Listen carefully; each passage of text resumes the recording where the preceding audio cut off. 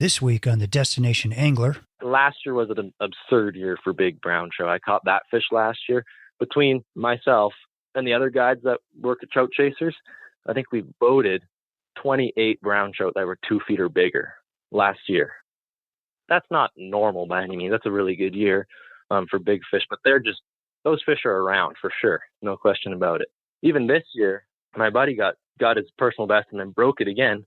This year, he got a 28 and a fish that was too big for his tape, over 28 inches long. I think it's probably about 29. Welcome to the Destination Angler Podcast, the podcast for anglers who travel. And I'm your host, Steve Haigh. We go right to the source, the local guides and experts, to build your knowledge of top fishing locations around North America. It's a big world out there. Now go and fish it. I'm going away for a while, but I'll be back soon. Whoa, whoa. Hey listeners, thanks for tuning in. And before we get started, coming up on the Destination Angler Podcast, upstate New York in the Salmon River with state fisheries biologist Les Resigue. And in December, we have a northern Montana story from the Kootenai River with Tim Linehan with Linehan Outfitting. If you haven't already, check out last week's podcast on the world-famous Henry's Fork with Brett Haigh, fisheries biologist for Region 6, Idaho Fish and Game. And please give us a like, share, or follow on Instagram and Facebook, and be sure to subscribe wherever you get your podcasts. And today, our destination is the Mighty Bow River in Alberta, Canada. And our guest is Matt Chatani, head guide for Trout Chasers in Calgary, Alberta. And he also works for Fishtails Fly Shop in Calgary as well.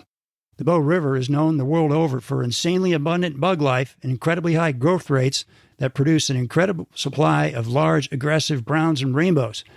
It's a unique river system because the fishing actually gets better because it flows through a major city. And I'll let Matt tell you more about that. Matt is a second-generation fly fishing guide, and he's been fishing the Bow since he was 10 years old. He's currently enrolled in ecotourism at Mount Royal University and has earned multiple medals as an accomplished soccer player competing at the local and national level. As you'll soon hear, Matt has a penchant for the visual aspects of fly fishing and is here to tell us about the amazing fishing opportunities on this world-class fishery. Matt, welcome to the show.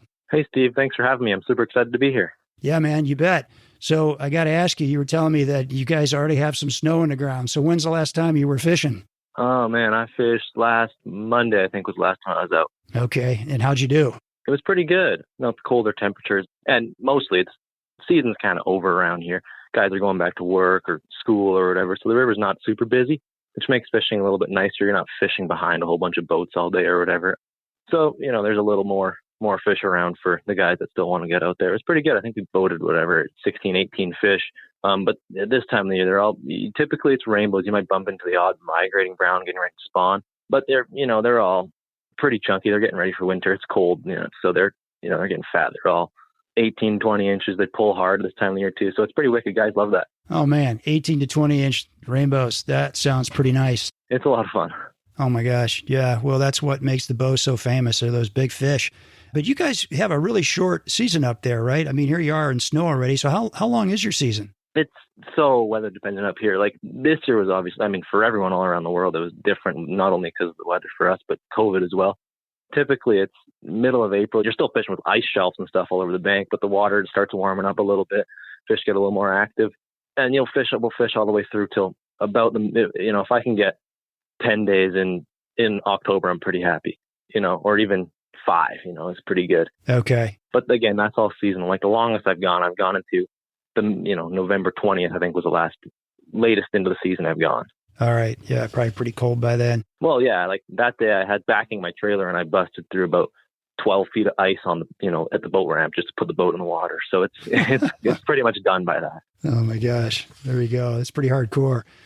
So I've been reading about this unique fly that you have up in these northern climates called a water boatman. So what the heck is a water boatman? So there's tons of different subspecies or different types of boatmen. The main two that we fish we just refer to them as boatmen or backswimmers. They're water beetle. They typically live in more stagnant water, like ponds and settling ponds and lakes. So guys will fish them in lakes all over the world, I assume. But you only hear about it on the Bow because I think we have a lot of that slow, meandering, wide, lakey river that those, boatmen feel right at home. And it's not really a hatch that we fish. It's more of a migration. So these bugs, they spend all their life in these lakes and ponds. Then up here, a lot of our lakes and shallow ponds freeze all the way through. So they sense winter's coming, and they fly. So they'll migrate into rivers. Our rivers don't freeze. The bow doesn't freeze all the way to the bottom or whatever. So they can survive in that slow moving lakey stuff all winter long, and then they'll migrate back to the ponds in the spring. So it's definitely it's a fall hatch, you could call it. Okay. But it's more of a migration of these bugs. It's pretty neat. It's a super unique bug, and when it's on, it's fish really key into them. Do they really? Okay. Oh yeah. That's interesting. So what size does a boatman fly? Like I'll fish it. They get big, like the actual water beetles or whatever. They get, guys will fish size 10s on lakes. The ones we fish in the river are typically 14 and 16. Oh, okay. Yeah, guys will strip them, swing them, dead drift them. People put them on their nymph rigs and stuff. And their boatmen are typically more active in warmer weather. So, we get them on sunny raised banks that get sun all day that are really warm. You'll see them it looks like little black dots. I'll drop my anchor in the mud on these high banks. And the bottom, you think you're dropping in mud, but the bottom just raises up and starts swimming around. The whole bottom is black. Wow. Oh, it's crazy. On banks that they're thick, it just looks like the whole bottom's moving, and they get up and swim around. Okay. So they're typically more shallow water insects. So guys that will fish them on a nymph rig don't usually, the fish will eat them just out of habit, but I don't think they live in that deeper water as much as those raised, warmer banks. Okay. Interesting. So up against the bank, subsurface, or as a dry fly? Yeah. They fly, right? So they'll fly in like a caddis or whatever. They'll land skitter on the water. Instead of depositing eggs, they'll sit there and then they'll dive down, and then they'll live. They hit the water. They spend a couple seconds skittering around on the surface. Instead of flying away, they'll drop down and then they'll live subsurface. So you get that 3, 4, whatever, maybe 30 seconds that boatman skitters on the surface. That fish will actually, come up and eat them like dry. So it's pretty cool. Oh, that's great. Oh, that's really cool. I didn't know about that. All right. So talk about this part of the world that you fish in. So what is it that attracts anglers from just about everywhere to Calgary and the surrounding area? The main draw, not only for anglers, a lot of guys will come in, families or big groups. Stampede is probably what brings most of our clientele to Calgary in the, middle of July. And that's they call it the world's greatest outdoor show or whatever. It's a rodeo. So it's all, they do the whole chuck wagon races, rodeo, everything like that. It's just a fancy old Western rodeo. You got food, live music, tons of rides and stuff. It's like a carnival ride. It's pretty wicked. I do that, if I'm not on the river every day, which I have been, that's usually the busiest time. Like before I started guiding and fishing so much, I'd go there 2 or 3 times a year, and it's pretty cool to check out. Yeah, that sounds great. And Calgary's it's a big city. 1.3 million people. Yeah, it's double the size of Denver. It's big. Yeah, so twice the size of Denver, and what, Banff is just an hour away? Yeah, give or take. That's the other thing. Guys will come for the mountains too. Like Calgary's a massive city. They can stay in 5-star hotels or whatever, but it's 45 minutes, an hour to the mountains, and you're kind of in nature. You know what I mean? It doesn't feel like you're that close to a big city. Banff's a massive draw for tourists as well. Yeah. The fishing up there isn't as great, but guys will come there with their family. There's mountain biking, bungee jumping. It's just a beautiful place for tourism. In Alberta, it's probably the main draw for people outside of the Stampede. I think if you're not coming in that Stampede window, most guys are coming for Banff usually. Okay. And what are the fishing opportunities? Say, we'll talk about the bow in a minute, but are there some other rivers that people could fish? Like, for instance, if they wanted to go wade fishing for a day? Tons. That's the other thing too. Like, I have groups that'll come to fish the bow, and they'll do, they'll book 4 days, and the 5th day they'll want to go somewhere else. And every year they pick a different place. There's probably, there's the tributaries of the bow, like the Highwood, Fish Creek, which doesn't have a whole bunch of fishing opportunities, but it's cool. It runs right through the city. Fish Creek Provincial Park actually has a little creek called Fish Creek in it that guys will catch hundreds of little 6-inch rainbows, brown trouts. It's pretty cool. But the main mountain stream fishing is all Highwood River. That's a tributary of the Bow, like I mentioned earlier. The Sheep River, which is a tributary of that. The Old Man, Livingston, all that stuff, which is, we call those the mountain streams. Those all feed up into their headwaters, which comes, up in the Rockies. Those are all cutthroat bull trout streams, typically brook trout in some of the tributaries of those rivers. But there's just so much water up there. We have a road that guys refer to as just the Trout Highway up here. And you can just drive along that road And pretty much every 15 minutes, you'll come across a piece of water that just has tons of fish in it. And some of them are, there's fisheries like the Cataract Creek, which is a big one up here for brook trout, I think. At this time of the year is when guys, I don't do that stream a whole much. That's kind of when most of the guys go up there, is kind of this time of the year, and into the spring when those brook trout are kind of getting ready to move onto their beds. And they're only 8-10 inches long or whatever, but that's kind of the main draw for that creek. The Sheep River has, massive bull trout, and every river up there has kind of their own thing. So you can drive along that, trout highway with 3 different rods rigged up with 3 different rigs and catch, 3 different species of fish, however which way you want to do it, and be, 5 minutes car ride between each spot. It's pretty wicked. And it's super easy access. So it gets busy. But it's good fishing out there for sure. Yeah. So it's all public. You can get in and out of these rivers, no problem. Most of it's all public, especially up that way. There's mostly public access. Some of the stuff even north of that, like there's a massive brown trout fishery northwest of the city, kind of west of Red Deer. A lot of that stuff though is privately owned farmland, so you kind of almost have to know someone or do a lot of digging, and you pick up a map book or a regulation or something like that and find out what's public, because a lot of that stuff's a little bit more private. I know a handful of guys that's exclusively where they do their fishing, and that's a little bit more secretive or whatever. So you'd have to come into the shop and ask some people about it or whatever. But there's fishing opportunities up there as well. So there's a lot here other than just the bow. Yeah. What are the stream access laws in Alberta? Most of it's all public. If it's not clearly public, you have the high water line, even on private access, or you can pretty well access the river at a public spot, and you can fish, all up and down, even if you encroach on private land, as long as you're within the high water line, you're okay. Okay. And you can walk along the bank or in the water and not be trespassing then? Yeah. Okay. That's good to know. It's a lot like some states down here in the United States. Yeah, Montana, Idaho. Well, good. All right. So years ago, maybe 15 or 20 years ago, I was reading an article in Fly Fisherman magazine about the Bow River and the huge fish and just this tremendous fishery. And I just made a mental note of it. I don't know why. It really impressed me. And here we are on a podcast, 20 years later. And I came across some videos of people fishing the Bow.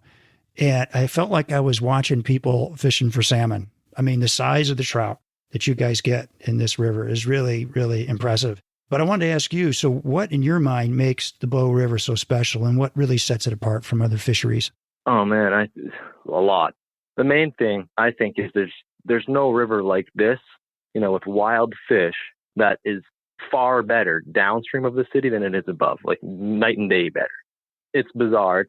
Realistically, the Bow would not be what it is without Calgary. Yeah, why is that? Well, the main thing is we have a sewage treatment plant that filters all the waste for Calgary and dumps it right back into the Bow River. So that obviously, it's fertilizer. So the weed growth, which then in turn, it's bug life, which is food for fish, cover for fish, and water temperature too.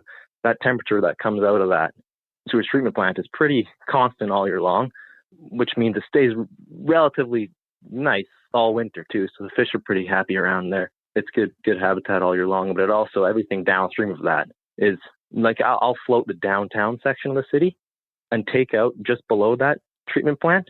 And like everything up above that treatment plant, it's truly freestone. So you look at it and it's clear. You can see 20 feet down to the bottom. There's nothing going on. It's very, sterile looking. There's still fish or whatever, but you hit that treatment plant and downstream of that, you got weeds, moss all over the rocks. It's a completely different river. That's a massive turning point. That makes the Bow what it really is. No question about it. Yeah. On that water treatment plant. So they're doing a good job treating the water, but nonetheless, it's still pumping a lot of nutrients into the water. Am I right about that?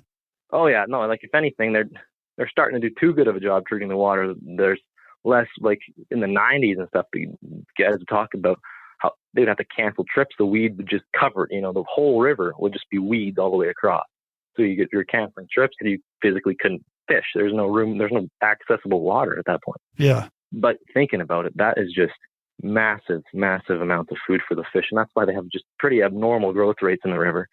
That's really the main reason why they're so big, for sure, is just the amount of food and nutrients in the water. Okay.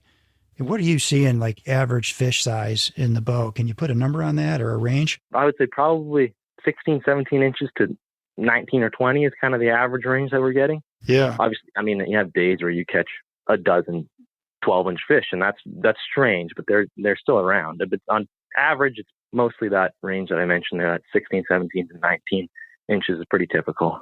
Yeah, that's awesome.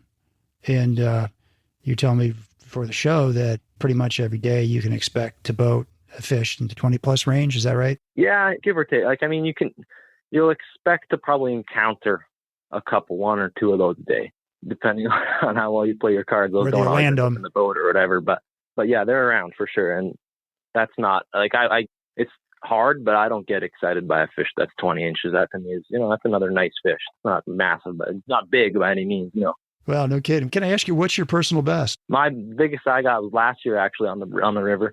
It was 27 3/4 inches is brown. 27 3/4. That's a hoss, man. Nice job. How'd you get him? I actually got him sight fishing. It was pretty cool. I had a client the day before, it was a few days before. I had a couple trips in a row. Well, the first day, I had a client.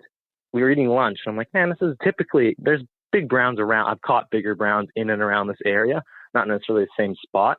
I'm like, well, while you guys are eating your sandwiches, I'm going to hop up, go take a leak.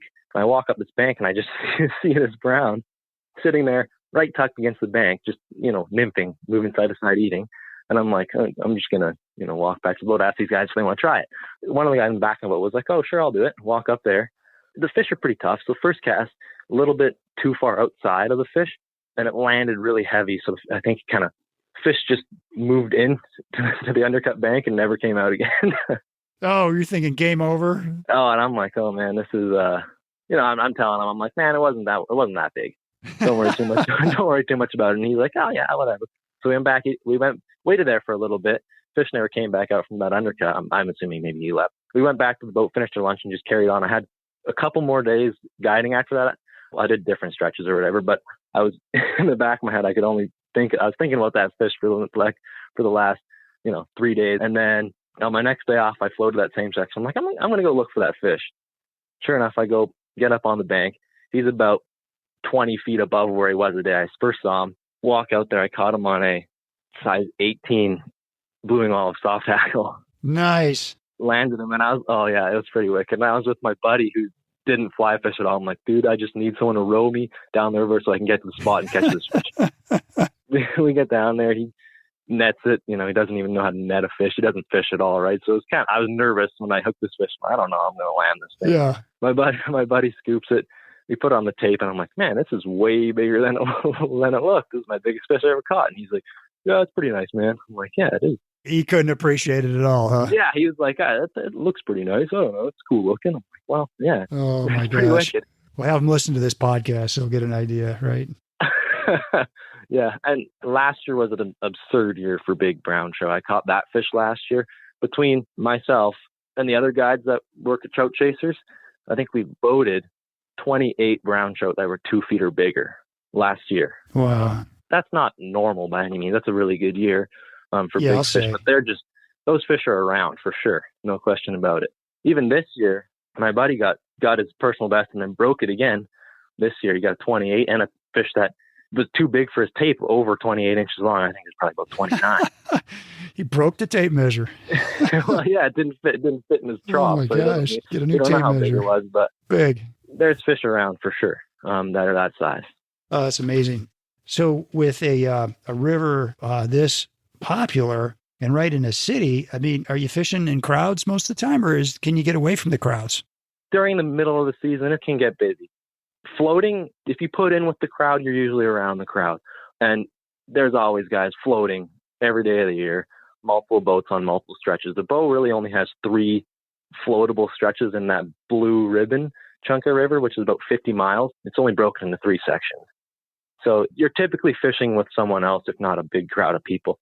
We operate out of jet boats sometimes too, so you can get away from people a lot better in those. Oh, cool. So that's a pretty neat way to fish the river, but you're typically around people until, like I mentioned at the beginning of the podcast, the fringe parts of the season, like early spring into the fall, the crowds kind of go away and you can get away from people for sure. But it's mostly drift boats. The bank pressure and bank fishermen are pretty much limited to within city limits. Outside of the city, the access is pretty sparse. Okay. And you say you've got 55 kilometers below Calgary. to fish. So that's quite a bit of water. Yeah, we're 50 miles. Miles, okay. Yeah, so there's a lot of water.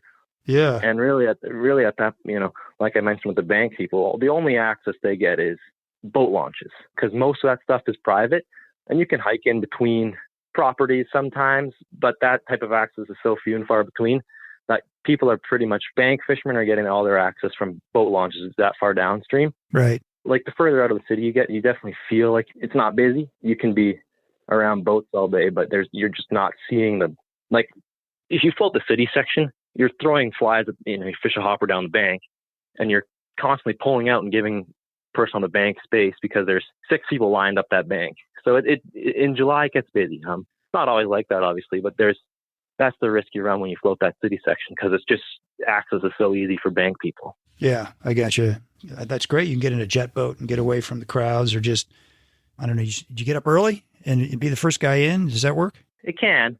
Typically, like if I'm getting up early during we have a stonefly hatch, and that's like they're not, the nocturnal stonefly. So that's like a 4 a.m. kind of thing. You guys will catch the last little bit of the low light, and that's like I gotcha. The extent to the early morning fishing that we have. It's kind of like a 7 a.m. meet time here for the rest of the year kind of thing. Okay. But it sounds like the bow's doing pretty well. Yeah, it's definitely there's mixed feelings on it depending on who you ask, but I think it's definitely now turned into more of like that trophy fishery. Guys don't tell their clients, hey, like we're going to, you can catch 50 fish today, because realistically that doesn't happen often. I'm happy if I get a dozen to 18 fish, and they're all going to be good fish. And you kind of have to make sure that your client or that person fishing that is prepared for that. A lot of guys come into the bow, you're expecting it to be like every other trout stream, where the fish are a little smaller on average, but you're catching a little more. It's definitely a little bit more of a technical river, but I feel it depends on obviously your opinion, but I definitely think it's a more rewarding river for sure. Yeah. Because it's not, the rewards don't come as frequently, but when they do, they're pretty, a lot of guys fish all over the place and get their personal best on the Bow River. Yeah. Yeah. You were telling me that, we have a lot of Americans that come up, people from Montana, Idaho, California, New York, and whatnot. Is that right? Yeah. Oh yeah, definitely lots. Yeah. And so those guys will often say what they get their biggest fish of the year on the bow. Yeah, definitely. And like a lot of guys will do, there's river, like the Elk River in British Columbia is a popular one that a lot of our American clients will come up through British Columbia, fish there, come to the bow, and then finish their trip there and head down again.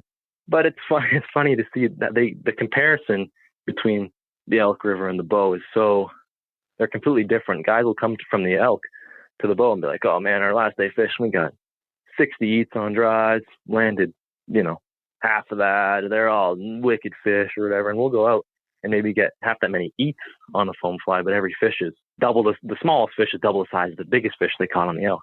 So some guys don't appreciate that. Some guys do. So it's not a river for everyone, I don't think. Sure. But it's definitely a trophy river. No question about that. And you can nymph down the middle of the river and you'll do okay. There's still a good enough number of fish to make a day of that you can turn it into a numbers fishery if you really desperately want to catch a lot of fish. Yeah. So what kind of a conversation do you have with your clients, when they call you to book a trip? I mean, do you feel like you got to kind of explain what the bow is all about to them and make sure you're on the same page, or? It depends. It depends on the client. If they openly admit that they fish and they already have established an opinion of what they want out of the day, before they book the trip, I'll make sure that it's clear to them that if their opinion isn't, accurate of what the bow can produce, I'll let them know, like if they want to come down here and expect 40 fish days every day, that doesn't happen on this river. That's an exceedingly good day on this river is 40 fish, so if they want a dozen good fish, I'll say, yes, this is the river for you. No question about that. For sure. If they want 16 good fish, you can make that happen. Yeah. Pretty regularly as well. If it's a client that's never fly fished before and they're like, hey, I want to try fly fishing, this is a great river to do it. For sure. It's just you have to make sure that their expectations they're aware of what the Bow River is capable of. Yeah. All right. So let's hear about your background a little bit. So I got to ask you, what's it like growing up as the son of a fishing guide? Growing up, I didn't realize how wicked it was, but I'm pretty lucky. I never really openly knew that I wanted to be a fishing guy, but I was like, one of my first real memories that my dad was this cool guy that I wanted to be like was when we live a couple blocks away from the elementary school I went to, and he'd leave to pick up his clients at the same time I had to go to school. So he'd drive us to school. I'd sit in the rower seat of the drift boat, and he'd tow us to the school, and I'd hop out of his boat and get on and go to school. And everyone would look at me like, dude, were you just riding in a boat to school? I'm like, yeah, man. I'm sure that was probably not allowed, but I always thought, man, I want to, I got to tow my own boat pretty soon. This is cool. So it was little things like that weren't even fishing related that I was like, man, that's cool, man. I don't know. At that point, sure, I already fished a whole bunch. I knew fishing was awesome. I loved it. But, when you enjoy just towing a boat and, driving a boat around, everything about this job seems pretty wicked. It's not like I have to wake up early, get my suit on and go to work. It's something that I can be pretty relaxed about it. If the most tedious thing I have to do is get up in the morning and hook up my boat to go to work, I'm not too worried about my job at all. And exactly. Little stuff like that I kind of never really realized I would want to do because it was just something that I grew up around. You know what I mean? It's not like I never really thought about that stuff because it happened around me every day, which I think I was super lucky. I didn't have to learn the ins and outs of the industry because I just picked it up through osmosis. I was just around it all the time. It's pretty cool. I was super lucky, and I obviously learned so much. Just like I took it for granted almost. I learned so much stuff that I didn't even have to, I didn't do any work to figure it out. I would just pull up to something. My dad would be like, "Hey, we're gonna fish this pickup fire there or whatever," and I'd be like, "Okay, sure, I'll just do it." I didn't realize I was just getting a guided day for free every single day of my life. I've been fly fishing. Oh, nice. I'm super grateful. I'm super lucky that I got to grow up with that for sure. No question about that. So is it a foregone conclusion that you'll be continuing in your dad's footsteps as a fishing guide? I definitely think so. I have no questions about that. Obviously, my parents would prefer that, and they definitely did not want me to start guiding at all. Oh, really? No. Well, I think my dad kind of always didn't mind it, but they'd want me to get a real job eventually because it's a tough living. It's a real tough living here if you don't have a partner that can help you out.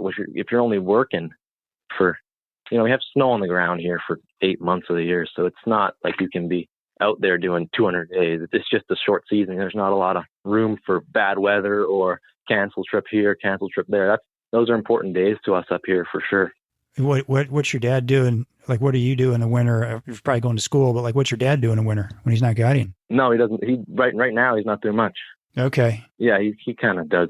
Like he worked in a fly shop. He was a sales rep for a little while. So he'll do a lot of, it's all industry related stuff.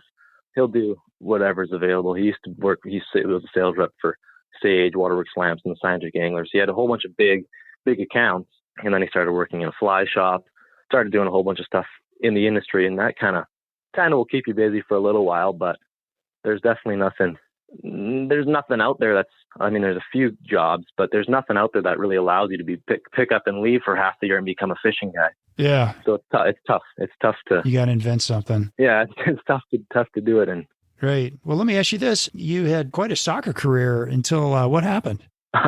I crushed my ankle, the joint, and broke both my fib in my right leg jumping on a trampoline. I was an idiot. Really? On a trampoline? Yeah, on a trampoline.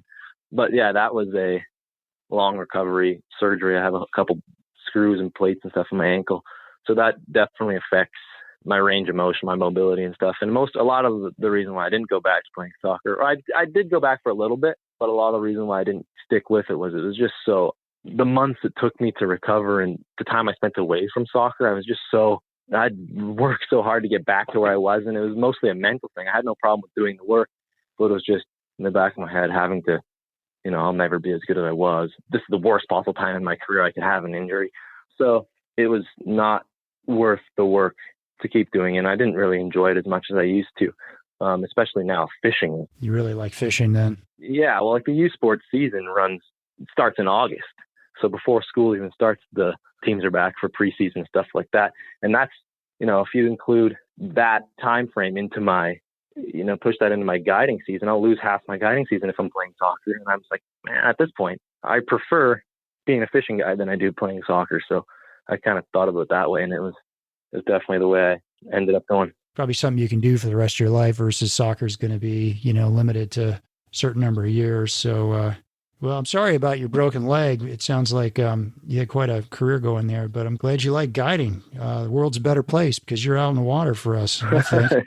Hey, let me ask you, you've had some really interesting clients, right? And like you've had, hockey players, musicians, big time Alberta farmers. Tell us a little bit about, some of the people you've had and some of the experiences you've had with those clients.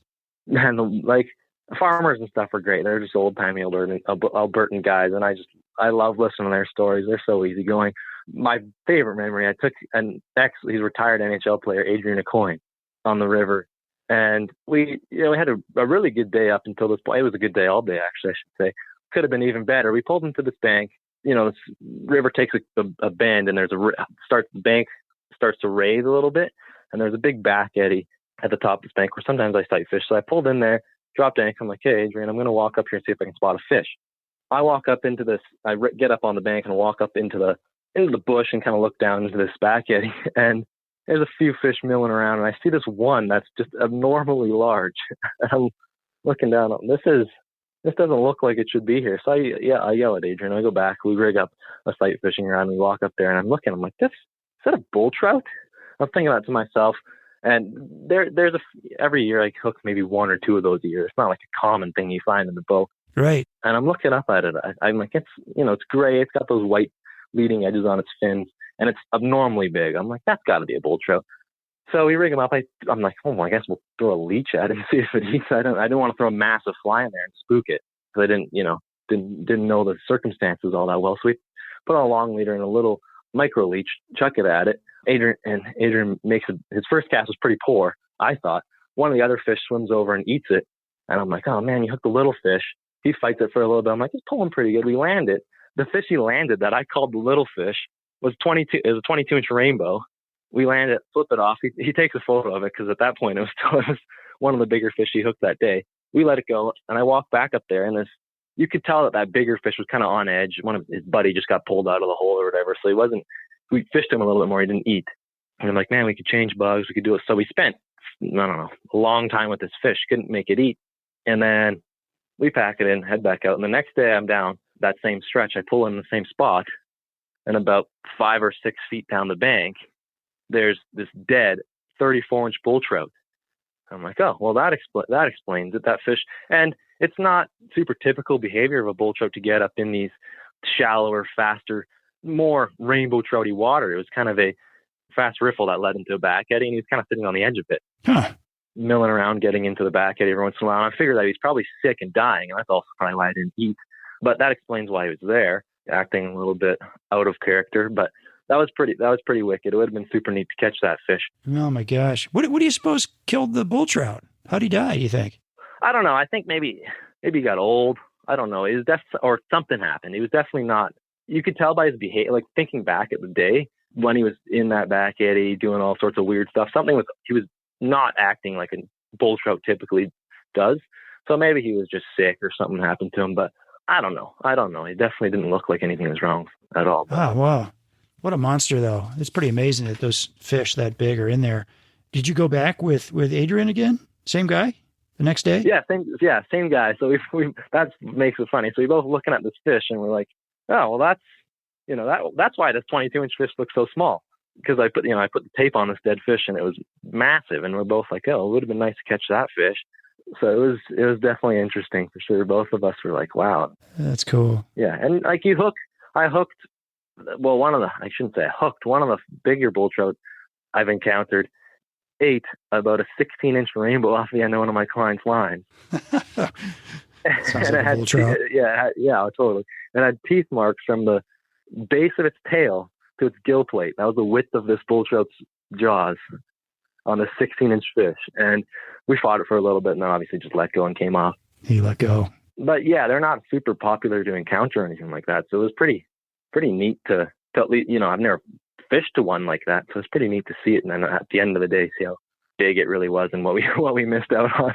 Cool. Well, tell us about your guiding business. So you work for your dad, and you also work for a fly shop there in town. Tell us about those businesses. Most of my business is definitely American return clients that I do through my dad's business, Trout Chasers. Yeah.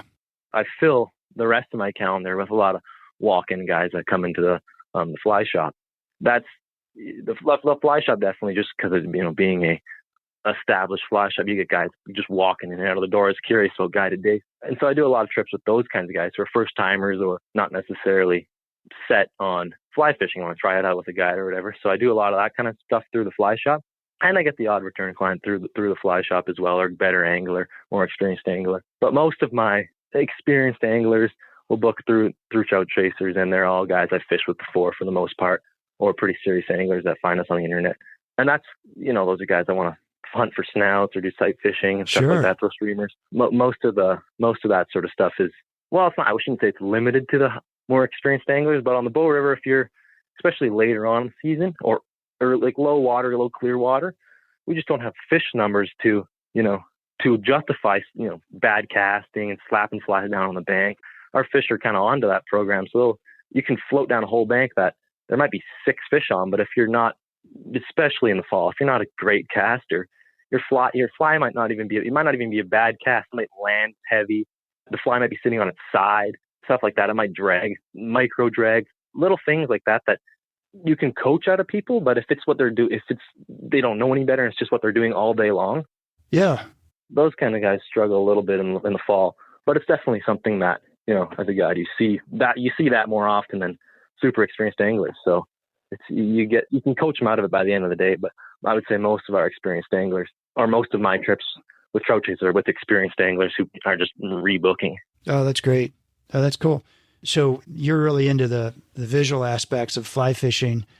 So talk to us a little bit about what we mean. What do we mean by visual aspects? Are you talking about sight fishing for trout? Are you talking about dry fly fishing? Well, what gets you excited about that? So, man, so many things. Since I grew up with my dad who's been guiding for 33 years, I have a very old-fashioned approach to fly fishing and guiding. I'll do a short float where I can get out of the boat and work water and look for rising fish and sight fish and things like that. Whereas a lot of other guys' approaches, you just straight float, pound bank. It's visual, floating down the bank and having a nice fish come up and eat your hopper. You see all that stuff.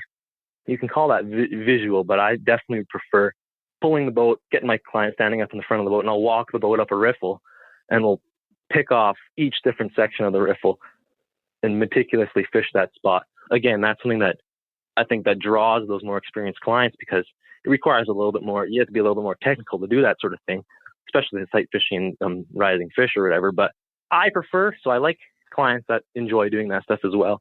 I'll stop on a bright sunny day on any given float. There's the handfuls of spots where I can kind of routinely, depending on the light pattern, wind direction. So every float, you can always get out of the wind and find a place that has good light for sight fishing.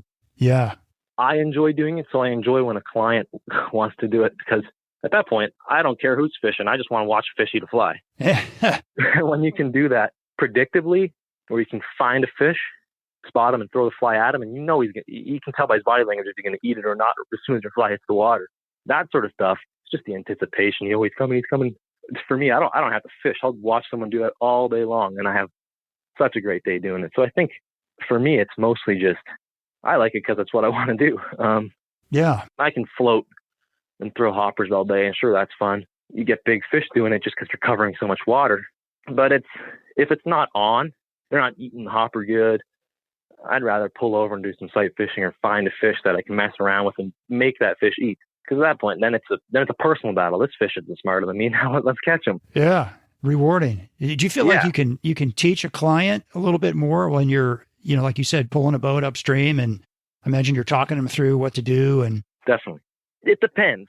I was thinking about this the other day too. One of my most recent trips, I had a beginner client, and we either had a super short float to do or a super long float to do, because some of our access points are closed for maintenance. So I was thinking in the morning what stretch I should do based on this guy's skill level. And I ended up doing the longer one. And I think it paid off because it depends on what level that angler is at. If they're a really good angler, yeah, you can teach them in almost any, you can find something and teach them in almost any aspect. Doesn't matter if you're floating or whatever, because with them, it's mostly just a little piece of information, like, raise your rod tip a little more when you're mending. That'll help. Stuff like that, you can teach, that'll help them floating. But if it's a beginner angler or someone who's, I should say, experienced, but not quite what I would call, a good angler, stopping and really dissecting, making them think about what they're doing and why they're doing it, they definitely pick up so much more from that than they do floating. But with a straight beginner, if you're just floating and you got, like, one of our floats now is 38 kilometers. Oh, wow. It's a massive float. You got to hustle on that one. Oh yeah, that's just because one of our boat ramps is down for maintenance. But a lot of guys were doing that, and I did that a couple times. And it's just such a long piece of water that with that much water and that much different changes in character and changes in speed and depth and everything, the client is just experiencing so many different fishing situations where just by floating, you can say, okay, and here, we're coming around this corner. The water's going to start to get a little bit faster. You're going to have to be a little bit more on top of your men. That they're just floating into new stuff. So they're starting to, you got to constantly adapt to what you're telling them. And they got to constantly adapt how they're fishing. Yeah. That sort of stuff. You just learn just because you're experiencing it. So that's really the best way, I think, for the beginners is just float. They'll pick it up as they're going. And sure, they'll make mistakes as they start. But by the end of the day, if you were to pick up the boat, drive it up to the put-in and do the whole thing again, they'd be fine from the get-go. You know what I mean?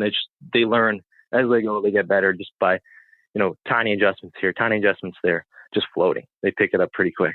Okay. And you mentioned earlier, you said I can tell by, I think it's what you said, I can tell by the fish's body language if they're going to take that fly or not. Tell us more about body language. What do you mean body language? That's a great phrase. Oh man, and I think that's something, again, for better anglers.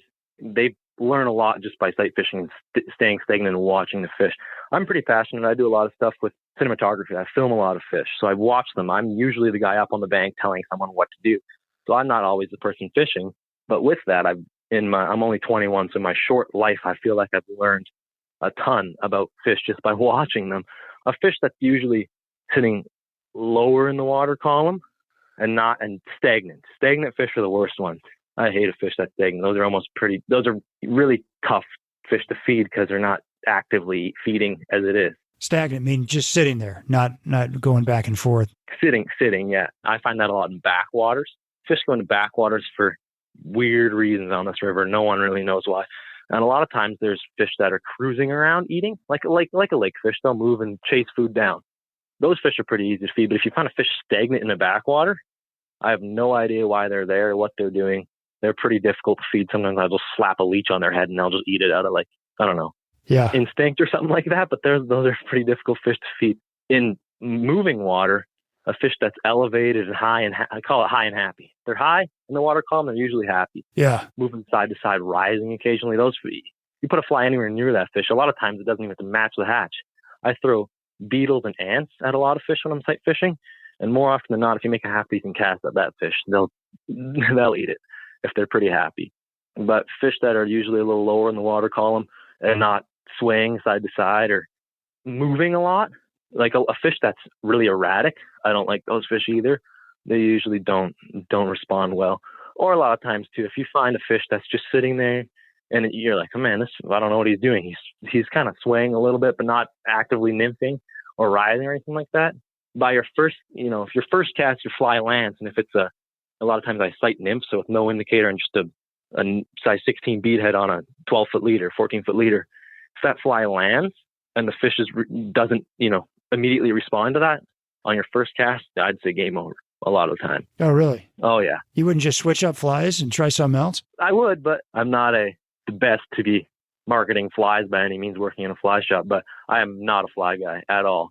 Not a fly guy whatsoever. I think I might change up my fly 3 times, and if he doesn't eat it, sight fishing is a little different. I'll change my flies every once in a while if the fish is still actively feeding. That means obviously I just don't have the right thing on. But a lot of times, if you cycle through certain size, certain color, profile, and he doesn't eat 3 of those, he's probably not going to eat much if he's not actively feeding as it is. Yeah. And usually, like a fish in skinny water that you can see clearly, and he's just, swaying, moving, sitting there holding. If he doesn't respond to a fly hitting the water, even just looking at it, means he's not looking for food. So he's not going to eat much. Okay. If I get a response from the fish on my first cast, that means he's interested. He's looking to eat. So I'll find something that he wants. That's when I'll change flies a little bit more. It's like response, like he's moved, he came over, checked it out or something. Is that what you mean? Yeah, exactly. He comes over, looks at it, refuses it. Something tells me that he's actively trying to find food. Then I'll mess around with that fish a little bit more. But a lot of times too, like I mentioned, with the amount of bank traffic we get up in the city section, if I am sight fishing up in the city section and I get up on a bank and there's a fish that's swaying, feeding, and I get up and spot him and he just, guy puts a couple casts at him, he responds to the first one, we change flies, and the fish just all of a sudden stops responding, he's spooked. Like that fish might not leave, might not change his behavior at all. He might still sway side to side. He might still be sitting in the same depth of water, but they're so accustomed, they're so used to seeing people. He'll stay there and just won't eat. He's all right, someone's trying to catch me. I'm already on the program. Yeah. So those fish frustrate a lot of people because they'll come up on the bank with me and we'll stand like a fish in that circumstances, like I just mentioned, you can literally get 6 feet away from them sometimes and they can like clearly see you, but they're not going to move. They already know you. They knew you were there long before that. So those fish frustrate people so much because they spend way too much time on a fish that's not going to eat. It's not going to take it. Game's already over. Yeah, exactly. Game's over. Game was over a while ago, buddy. Yeah. So yeah, sight fishing is probably my main passion. I love a good streamer day too. It's not, fish on streamers is definitely not what I think of it when I think, like guys think trout fishing is pretty, dry fly, a nice eat. Streamer fishing is violent. So it's totally different end of the spectrum. And I like that. Yeah. Yeah. So when do you decide to throw a streamer? Personally, I fish streamers pretty much all year long. I'll throw, like I mentioned, we have a pretty good golden stonefly hatch at the beginning of July. I'll throw a stonefly for whatever the week, however long that hatch goes on until it stops producing as well as it does. Then I'll go back to throwing streamers. And I throw streamers pretty much, I enjoy streamers. If I'm fishing from a boat, I'll throw streamers pretty much exclusively if that golden stonefly hatch is not going on. Okay. And that's just what I like to do with clients. I'll usually fish a hopper dropper.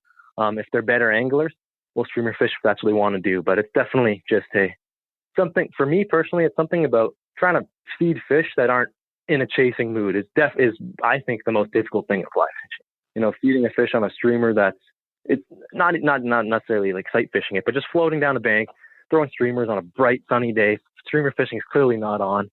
Trying to get those fish to still respond and eat. Man, I like that because it's just difficult. A lot of guys don't want to do that because it sucks. It's tough. Right. But I'll still do it for that little 5, 6 good yanks I get. I love it. It's a good feeling. Yep. So. Yeah. Oh yeah, absolutely. All right. So take me through the seasons on the bow. Like, what are the major hatches? What are your top fly patterns? And how does your approach change by the season? So, our season will start in April. We usually don't have many, there's a squalla hatch that's pretty sparse that we get, which is just a little stonefly. Sure. Generally, it's a pretty sparse hatch, and that happens lower down on the bow. So kind of if I'm breaking it into sections here, we have a put-in called McKinnon Flat. Downstream of McKinnon's is like primarily where we see squallas. Above there's not nearly as many. And I think that's probably just due to the landscape and the type of soil and type of rocks and stuff. The structure down there is more conducive to that sort of bug, so they don't really move up as much. And I don't know why that is. I think it's partly to do, we have a tributary, which called the Highwood, which I think I mentioned earlier. The Highwood dumps in just above McKinnon Flats, and everything below there maybe has different type of different nutrients in the water that comes in or something different, because definitely fishes like a different river from there down. I noticed that for sure. But that's sort of our main first hatch. And a lot of years, depending on weather, we don't get that hatch because I would say more often than not, there's still snow on the river at that time of the year. Okay. And some winters, the bow is frozen across downstream that way. So, you're obviously not floating if you can't put a boat on the water. So that's kind of the first one. You kind of we get some sparse amount of March browns, nothing that I'd really count on fishing. And then the next major hatch would probably be our Mother's Day caddis. It's a little bit after Mother's Day. That's kind of the first real consistent hatch where I'd bank on that happening.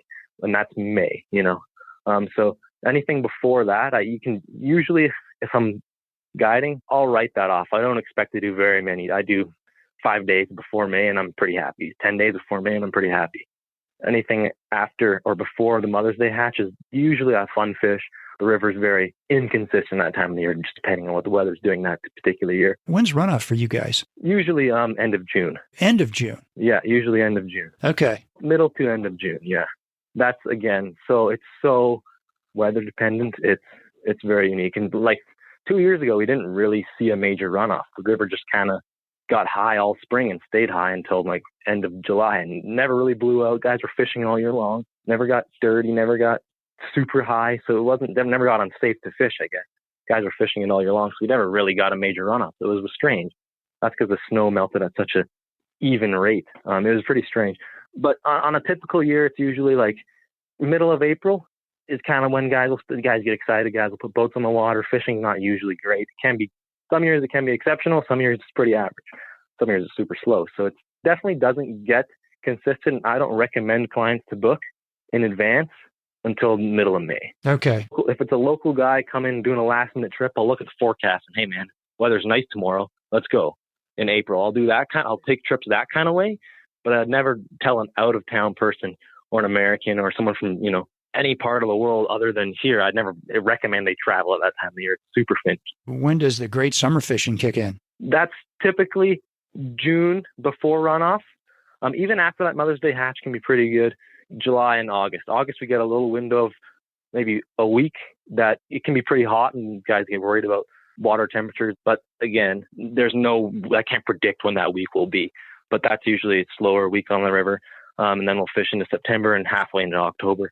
But kind of it depends. Like if you want a massive brown trout, I would say May, June, and first half of July are your best opportunities. If you fish a week in that period, if you fish a week in June, higher water, a little off color, so it's forgiving. The bow is very forgiving at that time of year. You can slap a heavy fly down. Your stonefly, your dry can drag sometimes. Fish will still eat it because they skitter. So it's a super forgiving time. Heavy tippet, big flies. That's when an average angler has their best chance with bigger brown trout. Nice. Because it's just, they're around that time as well. Like you almost can't find a brown trout in August. It's super strange. Like I don't know where they go, but that beginning of the year, really good for the browns for sure. Yeah. When do you get the big rainbows? Fall, typically always fall. I don't know. Same thing. I don't know why that is. I think the browns kind of move out of those prime lies to spawn maybe. And there's just more big rainbows in kind of the alpha predator spots. Right. For sure. So I don't know the science or whatever, but definitely it's a fall thing if you want a massive rainbow. Okay. And so you guys get a golden stonefly hatch June, July. Is that right? That's our next. So after that Mother's Day caddis, the caddis will happen all year long from that point on, really, in the evening. But the next major hatch and the hatch that attracts the most people would probably be that golden stonefly hatch, which is, they're cyclical bugs. So that's not, every year is a little bit different depending on how a couple of years before went for the bugs. If they had a good hatch and everyone survived, a couple of years later, the hatch will be probably pretty thick. So it's dependent on what happened years prior. Oh, interesting. Yeah. But that's definitely the biggest draw. Not only that's when stampede usually happens, it's kind of the first couple of weeks of July. Some years it even starts a little early. Some years it starts a little late. But typically, if you're here for stampede, that's when the golden stones are typically happening. So they kind of go hand in hand. Guys will come for the stampede and for that golden stonefly, dry fly action on the bow. So that's typically when guys will time to be here for that hatch. So after the stoneflies, it's typically guys will still fish hopper dropper, but it's mostly, at that point, you're mostly tailing off the stoneflies and getting into hopper season. That's kind of our next hatch. Into August, we have trico spinner fall. That's a big one. That's an early morning hatch up until about noon. Guys will fish those. Are tiny little size 22 bugs. So that's a pretty wicked hatch. That's a lot of time fish will get super shallow, and I love that because you can see them, glowing in the water and catch them on little tiny bugs. It's pretty wicked. And then after that, fall sort of starts. Guys will still fish hoppers all the way into September, October. That tapers off, and blueing olives, midges, that boatman hatch that you mentioned at the beginning. Those are kind of the bugs that guys will fish. And you can throw streamers all year long on the boat and have pretty decent success. The streamer fishing in the fall is pretty good too. Trail a boatman behind it or whatever. Nice. And what's your favorite time of year to fish? I would say probably the fall. I think low, clean water. You can see a lot better into the water. You can usually find fish a little bit easier because there's not so many places for them to go. The Bow's still a big river. I mean, in the fall, the low water, it's 50, 60 cubic meters a second. So it gets, during stonefly season, some of them it's about 200, 190 cubic meters. So it drops to about a quarter of the size sometimes in the fall from what it can be in the summer. Okay, so just to interject here for a second, for all you non-metric people, that's about 1,800 cubic feet per second to about 7,000 cubic feet per second. So a lot of those gravel bars are exposed, a lot more character in the fall, I find. So there's just a lot. It's just more fun to fish. And like I mentioned, it's not as busy. And the fish fight insane in the fall. Oh, no kidding. I wonder why they fight harder in the fall. I think it's water temperature related. I think in the summer, you can break it down into a few different sections, but about half of the bow is really slow, meandering water that heats up. You know, our water temperature this year, the hottest I checked, it was about 69 degrees Fahrenheit. Okay. So, I mean, that it's not insanely hot, but it's hot for what these fish really expect when, 200 kilometers upriver is the glacier where it starts. It's a massive change in temperature from in that 200 kilometer chunk of water. It changes quite a bit. So I think it's hot for up here. Fish aren't used to that. And the fall, it drops, like right now, it's 47. So it's colder. It's probably a little bit more comfortable. It's starting to get a little too cold, but about in that low 50s, I think fish pull really good. You're talking about Fahrenheit? Yeah. Okay, 47. Oh, that's still pretty cold. Okay, super helpful overview of the Bow River, Matt. Awesome. Okay, I got to ask you, so all the people you fish with, like, who's your favorite person to fish with? My dad, 100%. Your dad? Oh, yeah. Why is that? And what have you learned from your dad? I would say most things, he would say everything I know, but I would say most things I know I've learned from my dad. Probably 95% of what I know I've learned from my dad. And every day I fish with him, I learn something. When I fish with a lot of my buddies or whatever, it's fun. We get to hang out, but I usually don't learn something. So as far as like a bettering myself as a fisherman and as a guide, fishing with my dad, I just learn so many new things every day. And it's just not even about the fishing, but how to rig up your rod, how to do little things like this, how to filter your, better way to measure the amount of gas in your gas. Little things that he teaches me that are just pretty valuable. What about life? I mean, do you feel like he's been a good teacher for life as well? Definitely. Totally. Yeah. That's awesome. All right. And I got to ask you another question. You've been guiding for the last 3 or 4 years. I'm curious, what have you learned about, human nature in those 4 years or so of guiding? A lot. There's definitely guys that I guess I should say there's guys that take themselves too seriously and there's guys that don't. And it's funny, you put those guys in a boat and seems like they forget who they really are. They start to act, everyone's pretty relaxed. It's their day off generally. So it totally changes. The meanest, nastiest person could get in a boat and they're pretty harmless when they're fishing. So it's definitely pretty disarm them. Pretty interesting to see how people really change who they are when they're relaxed, for sure. And I guess I shouldn't say they don't change who they are. I think they just really are comfortable and act like themselves more so than this person that they are when they're at work. So it's pretty neat. And I'm glad that I'm around for that. It's pretty neat how people change, and I'm glad that I can be a part of that. It's pretty cool. Yeah, you've given them, that's a gift that you give them when they come fishing with you. Totally, yeah. Yeah, it's pretty wicked. I like that. Well, cool. So, Matt, thank you so much for being on the show. How can people get in touch with you? Probably best way is by phone. My phone number is 587-434-7712. You can call or text me. Email to troutchasers@shaw.ca. And of course, we're on, we got a website, www.troutchasers.com. Yeah, Matt, can people reach you on Instagram? Yeah, my Instagram is MattChat12. MattChat12.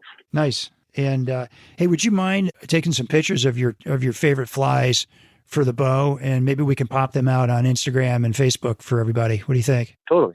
That sounds good. I'll do that. Yeah, that'd be cool. Well, thanks everybody for listening to this episode on the Bow River. And once again, thanks for being on the podcast, Matt. I wish you extraordinary success in your education and all your adventures that follow in the guiding business. And you all can email me with comments and suggestions at shaigh50@gmail.com. That's shaigh50@gmail.com. We'll put a bunch of info out on our show notes about the Bow River. And as always, our music is by our Brothers Fountain. And I hope you enjoy the show, and we will see you again next week. Well, I'll go from the land to the shining sea. But I know there's more to life than what the eye can see.